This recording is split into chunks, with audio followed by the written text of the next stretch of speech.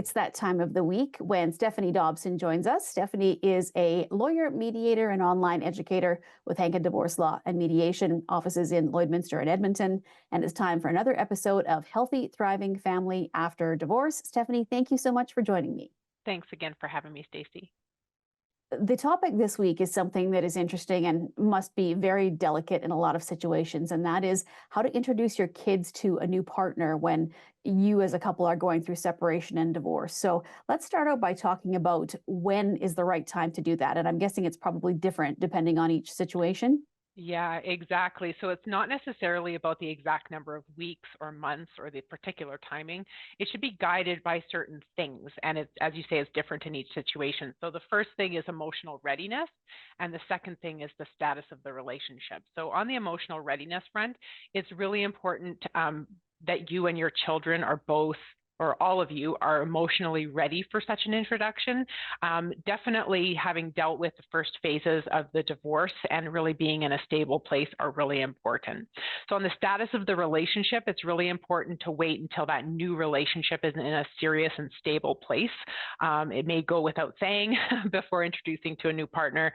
It really prevents the kids from experiencing, we'll call it a parade of unfamiliar faces, and it just minimizes some confusion on their part.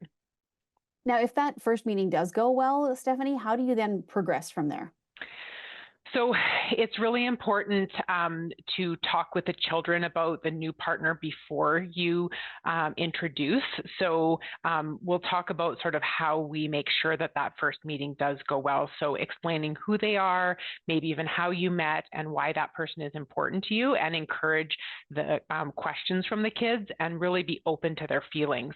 So from there, we're going to assess the kids' feelings. So really considering the kids' emotions, their responses. Sometimes it takes them a little while to get used to an idea. So even trying to talk with them about it a number of days before you do the actual introduction can really be helpful. And then they may have some fears or anxiety about the changes. And so really giving them that time can really help.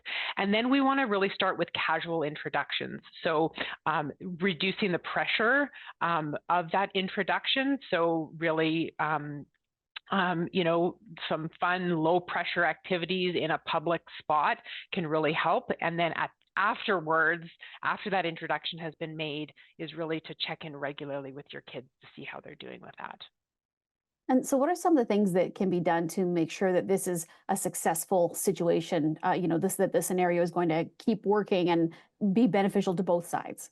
Yeah, so similar to what I just outlined, it's really important to allow the kids to set the pace for the relationship with the new partner. So they may take some time to adjust, whether it's adjusting to the idea of a new partner, adjusting to the idea of the introduction, adjusting to the relationship with the new partner. So just making sure that both the new partner and the kids know that that relationship is expected to develop gradually. So setting some reasonable expectations, and then really observing the reactions of the kids. So paying attention to how they respond during and after that introduction. So if they feel uncomfortable, give them some space and give them some opportunity to express their feelings and really address some concerns. If the kids set some boundaries, let them know that that's okay.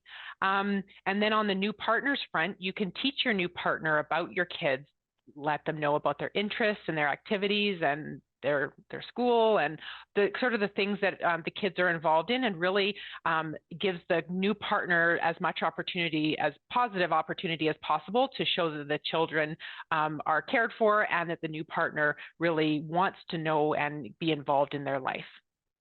Now, on the flip side of this, Stephanie, what are some of the things that you should avoid?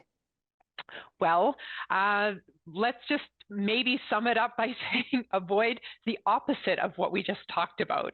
So really avoiding some unreasonable expectations, some inappropriate timing, even being too soon in the relationship or too volatile of the relationship. Avoid private settings. So instead of being at the family home, sometimes it's better to be at a park or at a restaurant or something like that. And really make sure that you avoid ignoring. So in other words, pay attention attention to boundaries that your kids put up. Avoid also discussing any part of the divorce or the other parent during the interaction. So really just keep it focused on a really light-hearted conversation. We talked about gradual introductions, but it's really important to avoid forcing your kids to interact with your new partner if they're not ready. So again, if the kids put up those boundaries, let them know that that's okay for them to have mixed emotions. All right, Stephanie, well, there's so much to consider with separation and divorce. And just when I think we've covered every possible topic, there's something else new to discuss. So thank you so much for the chat today, and we'll be back again next week. Yeah, thanks, Stacey, for having me.